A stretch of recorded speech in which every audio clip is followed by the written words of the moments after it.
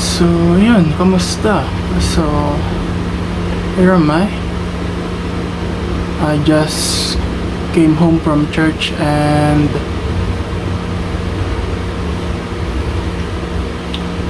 siguro gagawin ko tong channel na to para mag-share ng mga bagay-bagay sa buhay ko and para mag-share na rin ng Word of God and yun.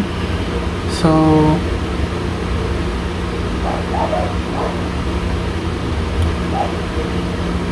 may nangyari kasing hindi maganda sa buhay ko and 5 taon ako nakipagbuno sa karamdaman na sabi ng mga doktor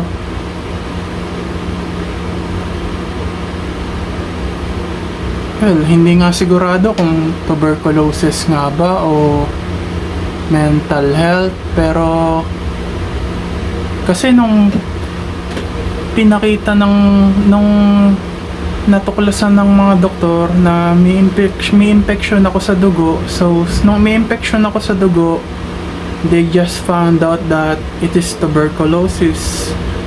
Pero nung pinakita sa isang doktor yung x-ray scan ko, sabi malinis naman daw, wala naman daw tuberculosis sa baga. Tapos nung pumunta ako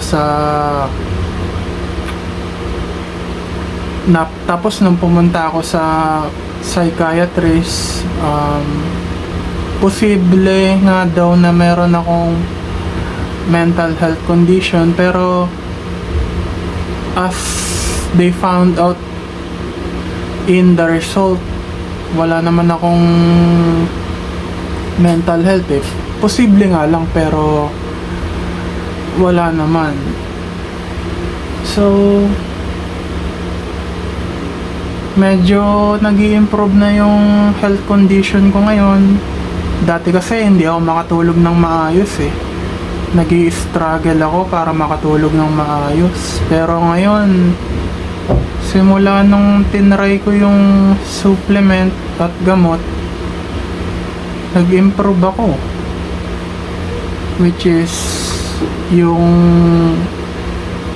tulog ko, medyo okay na siya ngayon. Hindi na ako medyo nag-i-struggle.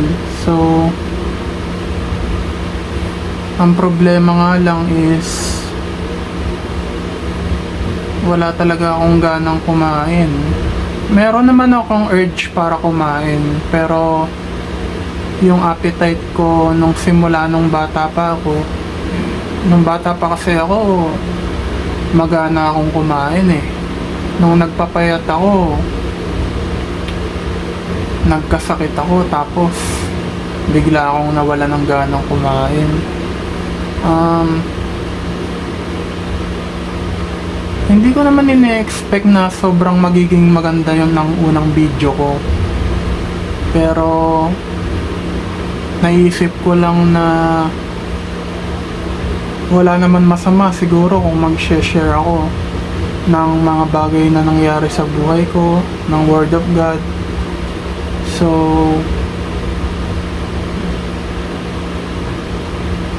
kahit ano pa man mangyari, positive pa rin ako na sana may mas improvement pa na mangyayari sa akin para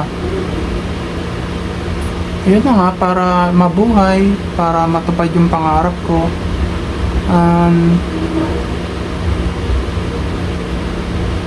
Yun, siguro I introduce myself lang muna. Ang pangalan ko nga pala Angelo Dizon Ariola, Pilipino ako, 24 years old, nakatira sa Metro Manila, taga Navotas ako, Tangos South. So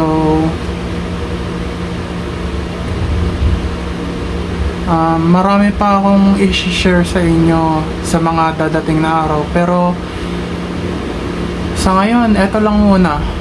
So gusto ko lang ipaalam sa inyo na nagkasakit nga ako dati, pero sa awa ng Diyos naka-recover naman. 5 taon bago ako naka-recover. Himala na nga lang talaga na gumaling pa ako eh.